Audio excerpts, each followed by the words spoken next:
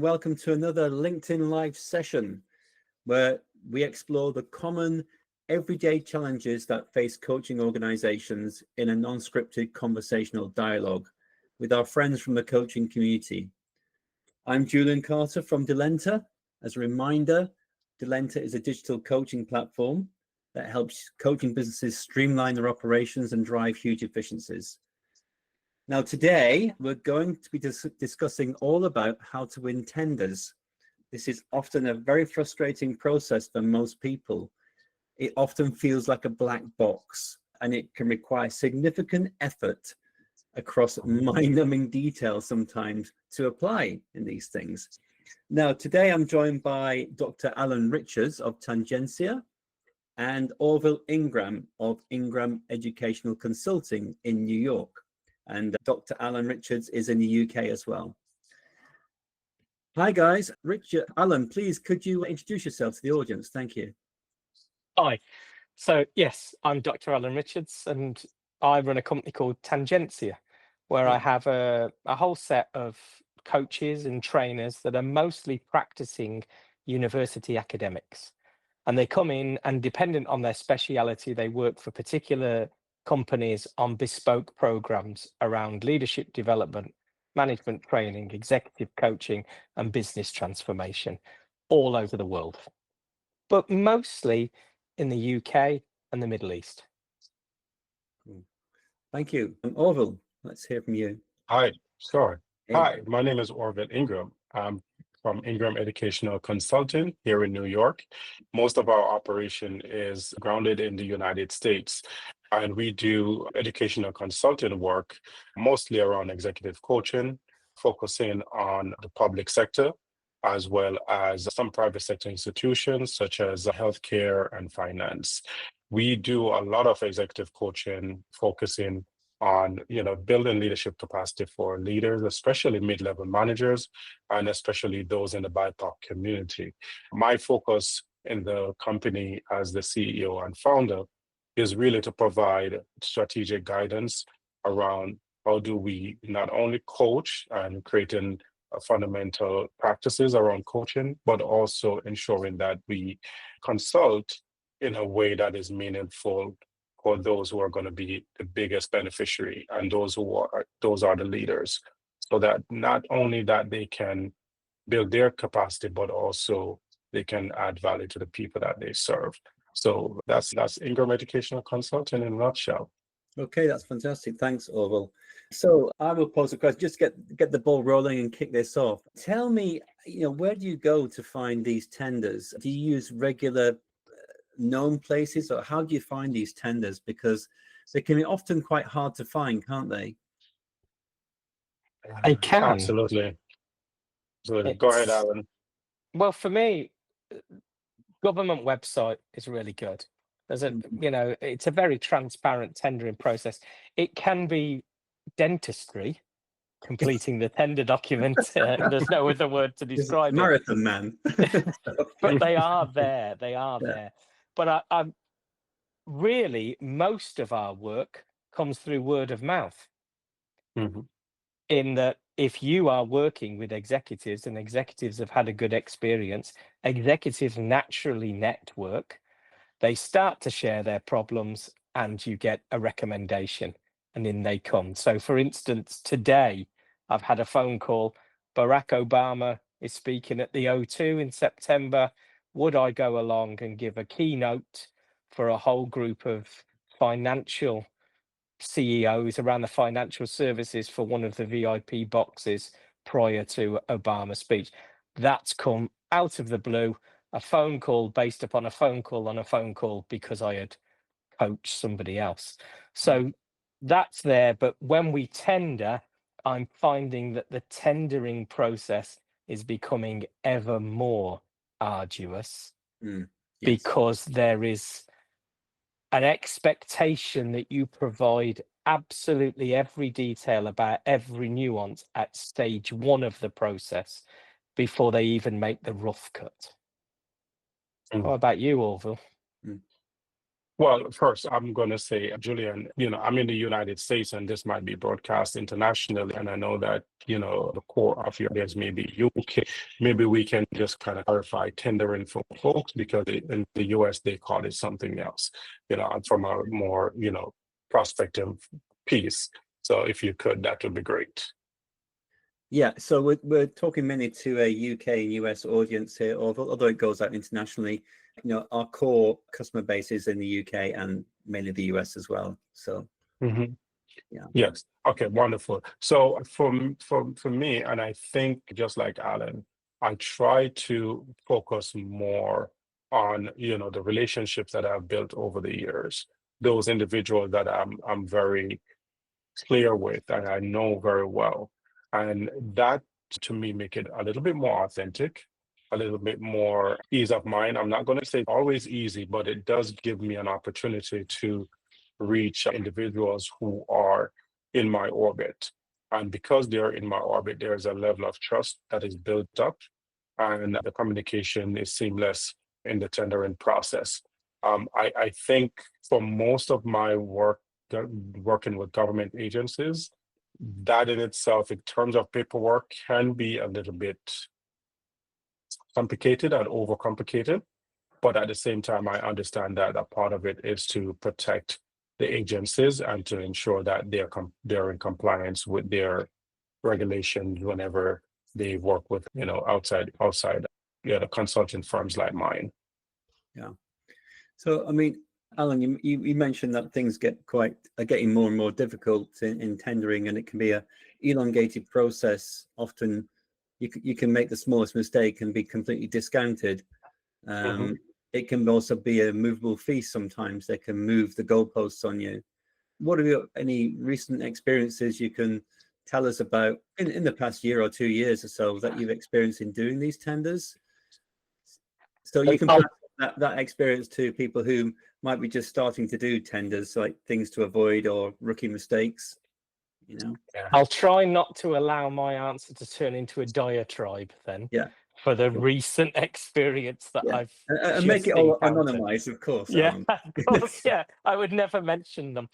I've just gone through a tendering process. To say it was arduous would be an understatement. I think probably 2 weeks of just filling out documentation, where the level of detail, the granularity was incredible, but also they're almost a third party acting for their client, and they don't provide any client details.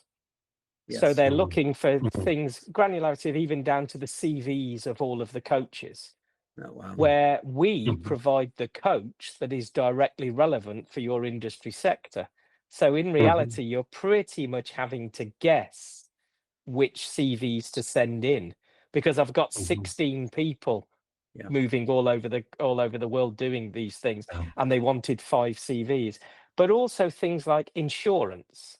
They want to see very particular insurances about the. Now, these are insurances I already had in place, but had you been a smaller organization and you didn't already have them, it's not exactly a difficult thing for you to get them in place. Why they would discount a company for not having those insurances, instead of just making a stipulation that if you were to move to the next phase, for instance, you would have to have it in place. Yeah. And also, what I find a lot of the time is the amount of errors in the invitation to tender. So the one I've just gone through, 11 addendums were released, and the final addendum was to halve the budget. Wow. Which was a really difficult thing, because it essentially meant that the budget was only really viable for a one-man band. But they needed 5 coaches running concurrently, because you were pushing, several hundred people through the program in a very tight timeline. It was an odd one because the coaching was part of a bigger endeavor. So it was very strict within those. And it was for an overseas client, but based within a British firm. And I think that when that tender document went out, they didn't really know what they wanted.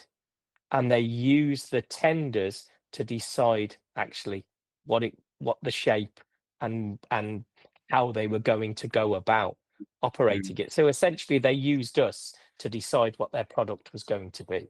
Right. Yeah. So it seems like a lot of the making you do a lot of heavy lifting before you even get to the first clearance phase, right? On insurances and things like that, where you could be screened out quite quickly. So you're doing a lot of heavy lifting just to get to that first phase. Yes, and providing an awful lot of detail that I had. I mean, this one was an anomaly. I've never usually asked for probably 80% of what they were asking for.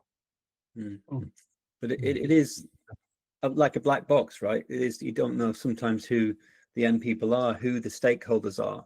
You know, can be a black box. Not knowing who your coachees was going to be was a really strange place to be. Yeah, especially in a big organization. So, you know, sometimes the decision makers are not the end users, right? So how do you, you know, kind of influence all those stakeholder groups and multi-thread to get buy-in from different groups? Because often you don't even know who they are, you know, sometimes. Yeah. Similarly, I had a recent request for a proposal for a transit company. And it's a small transit company, but with over 100 frontline workers. In addition to that, they had mid-level managers and they had senior level managers. And they were asking for us to provide coaches for all of those individuals. Now, during the tendering process, the what they asked for and all the addendum, the budget was so small.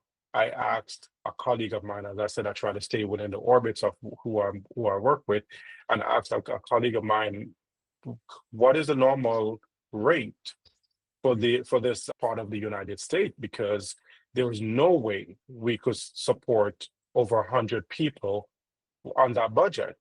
We're talking about less than $100,000. And as we went through the process and all the coaches that I had to bring on board, some of my coaches who are from the United States, from California, some from the South, they all have different rates. And even if I do an average and decide I'm going to pay my coaches a certain rate, it's still going to be less coaches to bring on board. So the challenge was really, really obvious that they were asking for so much. And to Alan's point, maybe they didn't know what they wanted. They just threw a blanket net and said, we have 100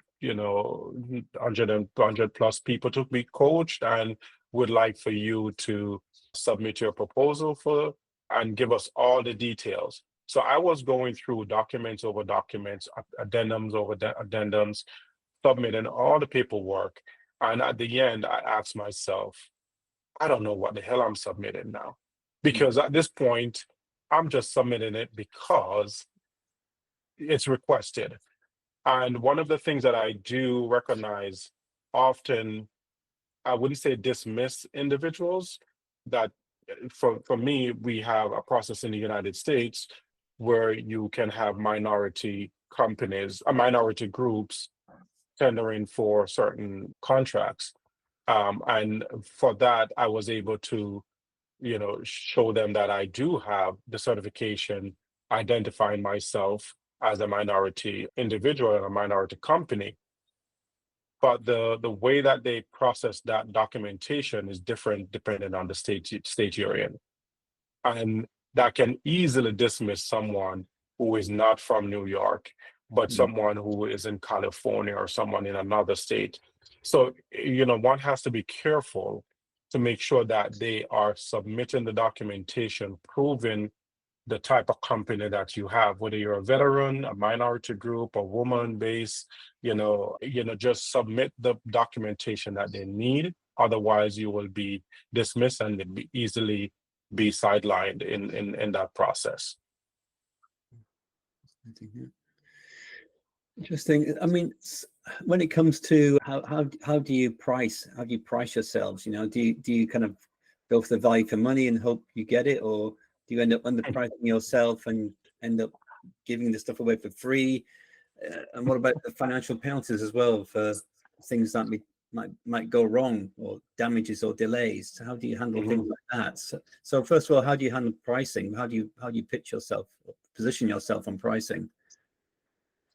It's interesting because you've just made me feel like I was complaining for no reason there, Orville, when I listened to the complexity of existing in a federalized system like you compared to little old England, which is a lot easier to deal with. There's pretty much one type of company they'll deal with, which is a limited company, and you're done. Right, I get that. So that was easy.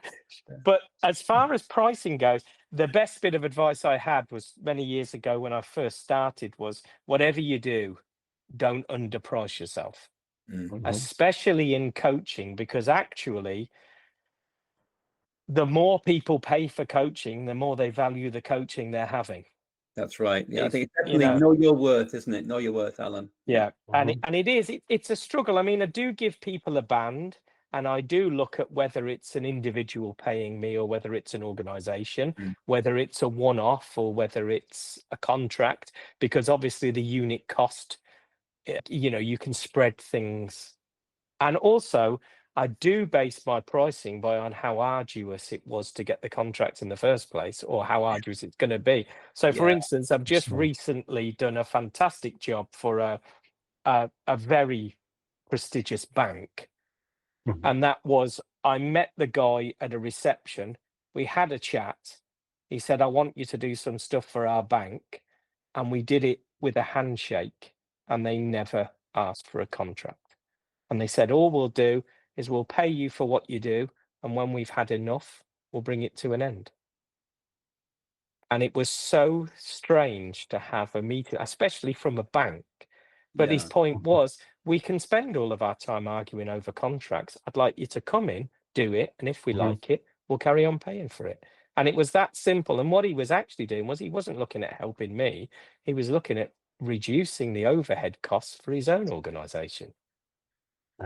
Because we know that you can have a contract on your side, but if the other party reneges, as an SME, do you really want to go through the courts and arguing? Or are you better off to wash your hands and walk away? Because you're not going to win. So you're much better off to build a relationship that exists on trust. And perversely, I think that when you charge more, you actually encourage trust. Because if you're charging little, people will think, well, you're not worth much because I'm not paying much. And then also we go through the qualifications of the individual. Most of my trainers, bare minimum, a master's level. Most of them have a PhD. Most of them have worked for large organizations or governments or whatever. So there's that prestige behind them that then allows you to say, well, they're this much per hour, but look at who they've worked for. Look at what they've done. Look at what their network looks like. So it's that thing about trying to give them a value proposition, but also there's a certain amount of sort of almost magical element to it, which is where you're feeling, and you get a feel, Orville will definitely know this, you get a feel for your potential customer and where their price elasticity is, and where within that their willingness to pay exists. Yeah, I've heard this term before: when people don't pay, they don't listen, or they don't pay attention. And it's interesting because several of the proposals that I've written in the past and put out there, when I just started out, I used to, if they gave me a budget, I would price myself to fit into that budget and said I want to make sure that I give them the value that they want. If they want to coach 50 people, I'm going to price myself within that 50. But to Alan's point, I think it's more valuable for you to say, this is my price, this is where I'm at. It doesn't matter if you have 50 people to coach. With my price, you can start at the top with all your top leaders, and we can coach the 10 folks who are going to have the biggest influence on the rest of them. But I can't coach 50 for that price. So you have to value yourself in a way that is going to show not only your value, but price yourself in a way that is going to show your value, but price yourself that is going to ensure that you're giving them maximum impact. And one of the things that, pricing is dollar amount, but I think companies also want to know that you're true and real with your pricing. You're not just giving them a price because it's on paper. You're giving them a price because this is going to create the most impact for your company. And just be authentic about it. Be real, be truthful. Say to them, there's no way I will price myself out of this contract because I'm this high, but you want 10 100 people to be coached. I will only coach the top 10 folks. You give me the 10 most impactful, influential people in your organization. I will coach those folks, and they will be the most impactful to your organization, because that's where you're going to get the biggest bang for your money. Not coaching everyone from the frontline workers all the way up to the president. It does not create influence that way. Influence doesn't flow from the bottom up, it flows from the top down. So I think a part of just while giving that dollar amount, you want to make sure that you also give them some perspective about why the dollar amount is so high and how it's going to impact the bottom line. Yes. You absolutely have to, like Alan said, build in the amount of time you're going to be spending doing actual tender. I mean, it could take days and days, right? To do this. That's days you're not getting paid anything. So you've got to. I also think that cost. Yeah. Orville's point harks back exactly to the first point that was made, which was often they don't know what they want. Yeah. And by Orville saying, let's take your 10 most impactful people, actually, they could get more from that than from the 100, because those 10 now, as Orville said, influence. And they start to do, and what you start to do is you start to change the culture within that organization, and they feel like it's something that they are doing rather than something they're having done to them. Absolutely. So, so guys, are there any other kind of rookie mistakes you can pass on to our audience of particular tips and tricks to navigate this quite arduous process? Orville, would you like to go first? Well, I think the first thing I would say is don't try to eat up the budget just because it looks good to you. Don't try to eat it up. I've done that in the past. Give me a budget and I'm like, whoa, I'm going to fit myself right into that budget, because you're going to have to do the work. Yeah. So you've got to price yourself in a manner that is going to fit your capacity, but also know that you're going to impact and create impact so that they can come back. It's best to leave a company with, say, 20% or 30% of their budget and say to them, this 70% is going to give you something, because that's where I'm going to blow your mind. And after that 70%, if you want to throw a few more dollars at me, I would definitely take you up on it. But I don't want you to give me all of this. I'm not going to push myself into that 100%, because you will need to do the work and you will need to show metrics and results for that. Focus on what you can do and will create impact. Don't try to eat up the entire budget just because you see a budget. Say, I'm going to go 99% in. No, do what is necessary with your dollar amount, and don't try to make that mistake by eating up the entire budget. I think also is try and be quite prescriptive. When we're starting out and when we're looking to gain clients, we tend to become people pleasers, and we spend too much time trying to be all things to all people, and we shouldn't. And I learned very early on, anything that happens in a telephone conversation needs to be followed up in an email stating exactly what was agreed, what you were going to do, what falls inside the project and what falls outside. And this is not for dishonesty. It's because people misremember the past.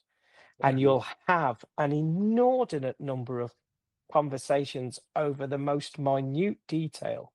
And what you're actually doing is you're giving both of you the opportunity to have a single version of the truth. And what you'll find is when you go back through it at a later date, people are much happier with the product they've received because they were very clear on what they were buying and as to what they were going to get for their money. So I'll have some that will say to me, you know, I want you to provide a full report on return on investment. And my response to that is, well, your return on investment will not be felt at least until the beginning of the next business quarter, but the chances will be that it will be within the next 3 years. This isn't, we're talking about coaching, we're not talking about training. You're not giving them some sales training where immediately a KPI goes through the roof. This is about bringing in a change management. It's about bringing in a cultural change, and that won't be felt for many years. So if you're looking for a quick win, coaching isn't for you. What you need is you need something that might not quite be quantifiable, but you will know when it's going wrong. And what I often do is I'll give them the option to step out of the contract. So we'll have a payment mechanism which allows them to pay a certain amount upfront, which covers the development cost of whatever they're buying, which means that I'm not out of pocket, but also that they have made a financial commitment. Nudge psychology comes in here. But then they make 2 other payments. And what it allows them to do is the payment at the end of everything is the payment that they can argue over if they feel they haven't received it. The funny thing is, after I implemented that structure, I have never had a company that has argued over the final payment. Absolutely. Oh, the one other thing I would say, just thinking about Alan's point, is to minimize the concessions.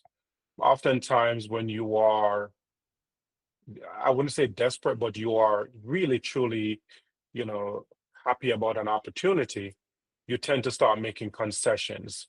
Agencies will start, or companies will start asking for things that, yes, you might be able to provide, but you should not concede to those things because they're not a part of your original plan. Just try to minimize the concessions, have some idea going in, what you can offer, and try to stick with it within the budget, within the parameters of their ask or their initial ask, but don't try to give more because you're trying to impress upon them that you are the best person. You are already the best person. They came to you or you got them to have a conversation. So you're already a part of the game. So don't try to give up too much concessions in your contract and when you're tendering. I remember years ago, I used to work in enterprise field sales, and after visiting a client, I'd always have to go back and we had to send them a statement of understanding. So basically it's what was said between us and get their confirmation on it as well.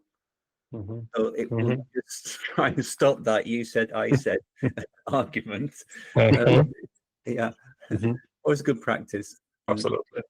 But now these note takers, it's even better. So one of the greatest phrases I had was, when you meet a new client, you talk to them as if you're on honeymoon, but your documentation is for the divorce. That's a good one, yeah. I'll remember that one. That is good. Thinking ahead.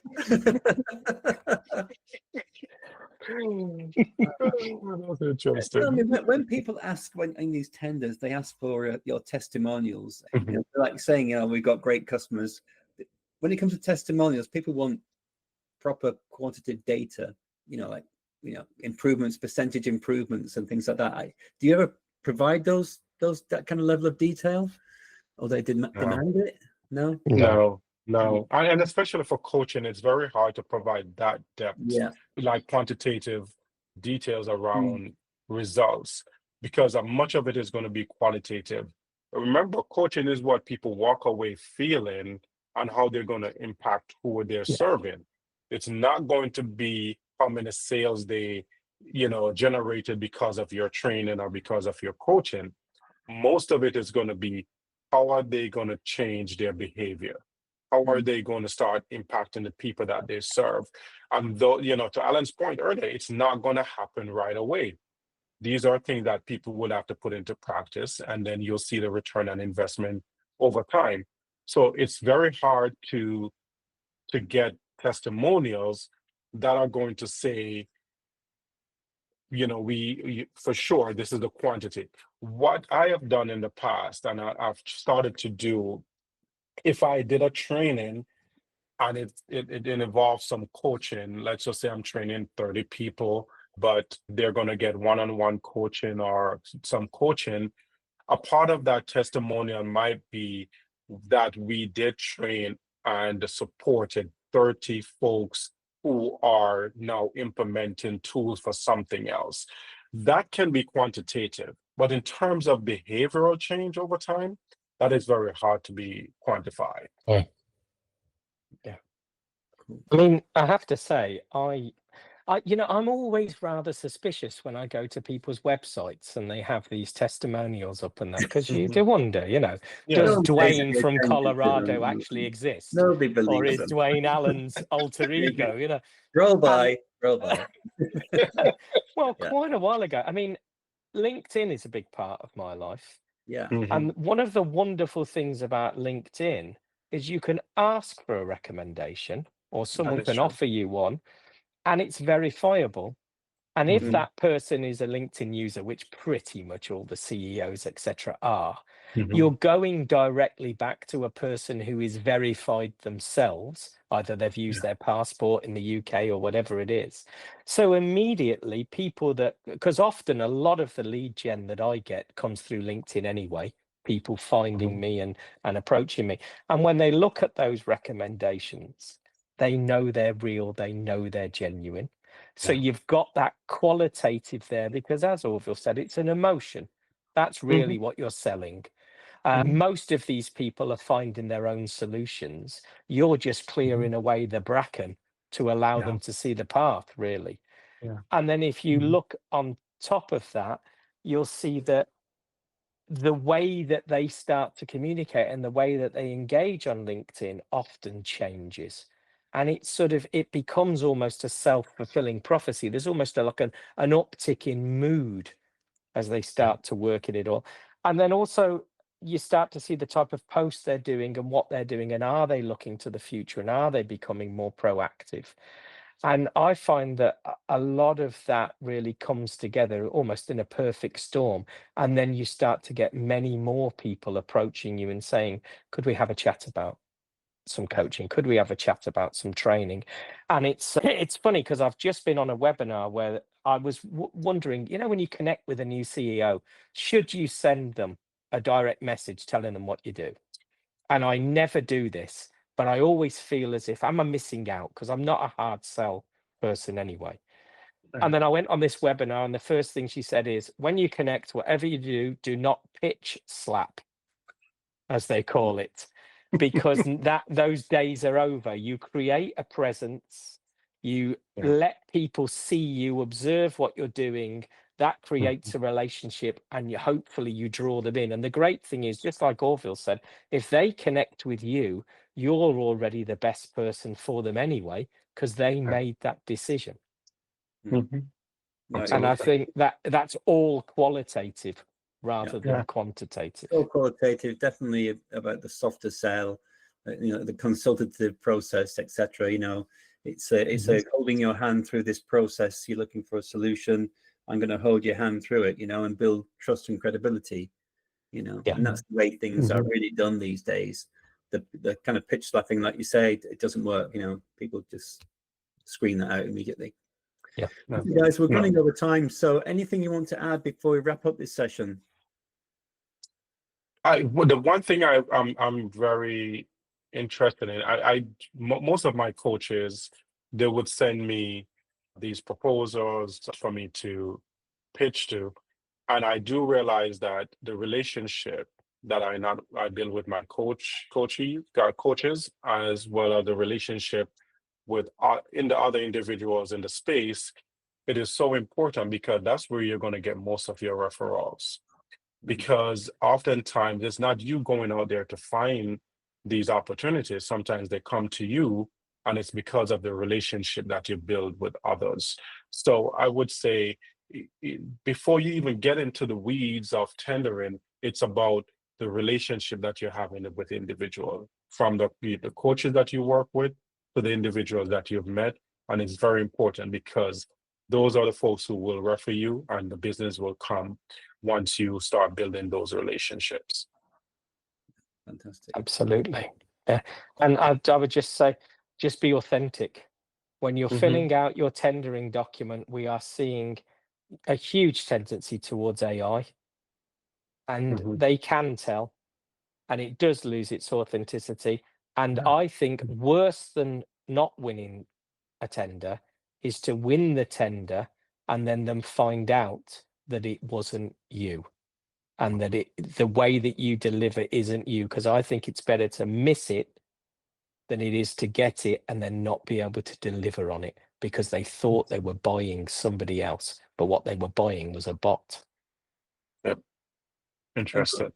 Quickly, very quickly, can I both ask you, if you've won any tenders, have you wished you hadn't won the tenders? I haven't, because we've tended to go in with our eyes open. There have been tenders that have been arduous, but the wonderful thing is that relationship after the tender has been wonderful, because you had all the friction in the agreeing the contract phase. And I think that thing of locking it down means that both of yous know which tune you're dancing to now that you've signed it all off. And then at the end, they feel rather happy about it. And I would also, just one little thing is, hold a little bit of yourself back. And then when you start the project, wow them with that extra little thing that they didn't know they were going to get. Absolutely. To that question, Julian, I have not been disappointed with any that I've won, but I've been very happy for those that I did not win, because I realized something going in, and like, I missed that one. Dodge the And I'm happy bullet. that I did. Dodge the bullet, yeah. Like, thank you. So that much I can say. But the ones that I've won, and it's about being clear-eyed about what you want, and be very, very strategic. And I think if you have an approach going in, you will get the tender that you want, and you will also be very good at what you do. But if you see signs going in, it's best not to win and just walk away than to push yourself to get it, and then you go in and realize, I should have just left this one at the table. Yeah, absolutely. So great. Listen, thank you so much, Orville, Alan. You've been a pleasure to have on the show, and I hope that our audience has gathered some nuggets of information from this about how to tender or how not to tender. And tune in for the next episode. Thanks, guys. Thank you both. Thank you. Thank you. Bye-bye. Thank you. Bye-bye.